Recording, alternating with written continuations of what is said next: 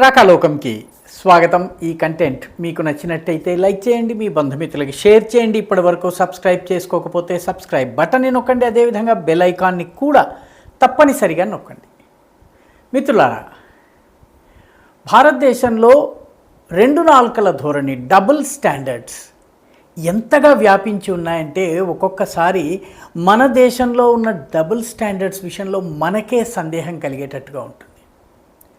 భారత ప్రధానమంత్రి సుప్రీంకోర్టు యొక్క ప్రధాన న్యాయమూర్తి ఇంటికి గెస్ట్గా వెళ్ళినప్పుడు, పండగ రోజు వెళ్ళినప్పుడు, ఆ పండగ వినాయక చవితి అయినప్పుడు జస్టిస్ చంద్రచూడ్ అంటే సుప్రీంకోర్టు యొక్క ప్రధాన న్యాయమూర్తి మహారాష్ట్రన్ అయినప్పుడు, ప్రధానమంత్రి నరేంద్ర మోదీ గుజరాతీ అయినప్పటికీ ఎక్కువ కాలము బరోడా ప్రాంతంలో పనిచేసిన కారణంగా మరాఠీ సంస్కృతితో మమేకమై జీవించినప్పుడు వీళ్ళిద్దరూ పండగ రోజున కలిస్తే పండగ గురించి తప్ప దేని గురించి మాట్లాడుకుంటారు? పండగకి సంబంధించిన దుస్తులు తప్పితే వేరే ఏమి ధరిస్తారు?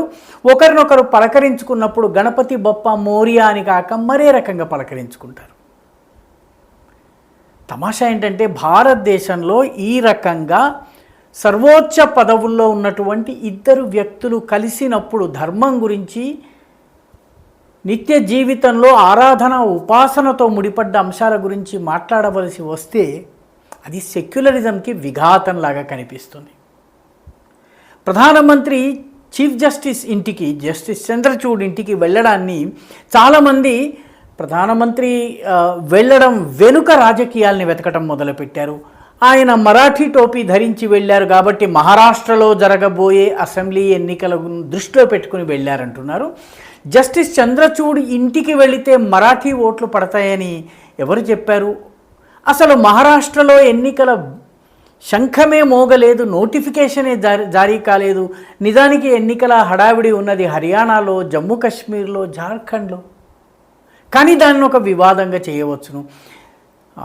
అరవింద్ కేజ్రీవాల్కి సంబంధించినటువంటి తీర్పు ఉంది, మిగతా అంశాల్లో తీర్పు ఉంది. ప్రధానమంత్రి చీఫ్ జస్టిస్ ఇంటికి వెళ్ళారు కాబట్టి ఈ మొత్తము తీర్పులన్నీ ప్రభావితమవుతాయని చెప్పి వాదించటం కూడా అంతే మూర్ఖత్వం.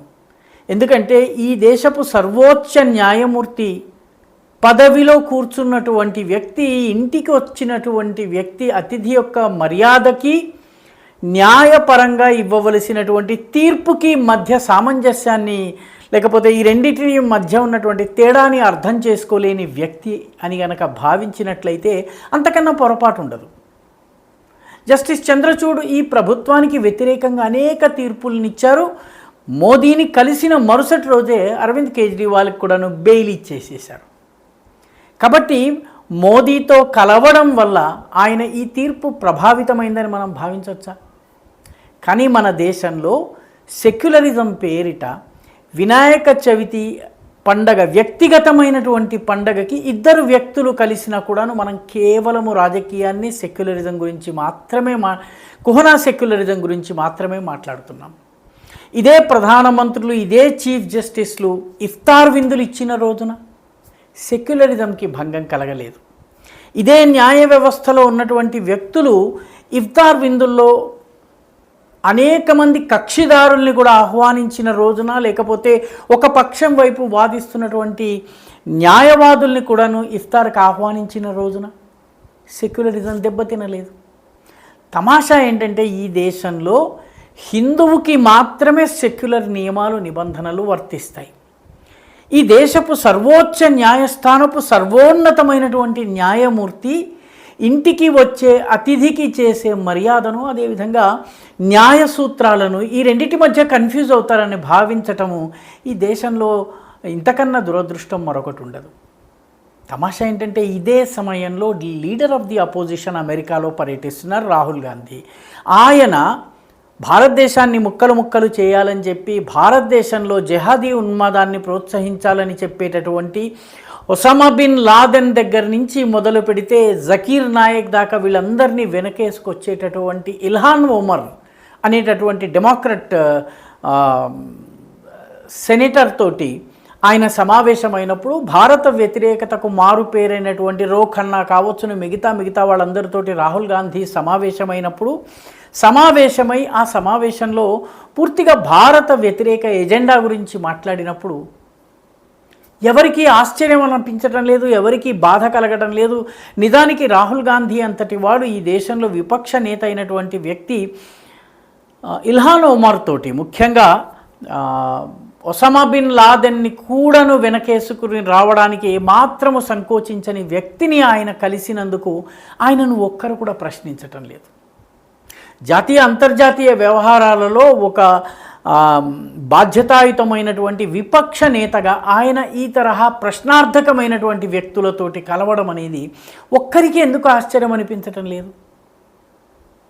న్యాయ వ్యవస్థలో అత్యున్నత స్థాయిలో ఉన్నటువంటి వ్యక్తి, ఎగ్జిక్యూటివ్లో అత్యున్నత స్థాయిలో ఉన్నటువంటి ప్రధానమంత్రి, వీళ్ళిద్దరూ కేవలము కలిసి ఒకరికొకరు నమస్కారాలు పెట్టుకుని ప్రసాదాలు తినడంతో సెక్యులరిజంకి భంగం కలుగుతున్నదని భావించే వాళ్ళు రాహుల్ గాంధీ, ఇల్హాన్ ఉమర్ వంటి వాళ్ళు భారతదేశం నుంచి కశ్మీర్ వేరుపట్టాన్ని సమర్థిస్తూ, పాక్ ఆక్రమిత కశ్మీర్ యొక్క వాదనను సమర్థిస్తూ పాకిస్తాన్ వాదనను సమర్థించేటటువంటి వ్యక్తిని రాహుల్ గాంధీ కలిస్తే కనీసం ప్రశ్న కూడా వేయనటువంటి, ఇదేమిటని కూడా అడగనటువంటి వ్యవస్థ ఇదేమిటి?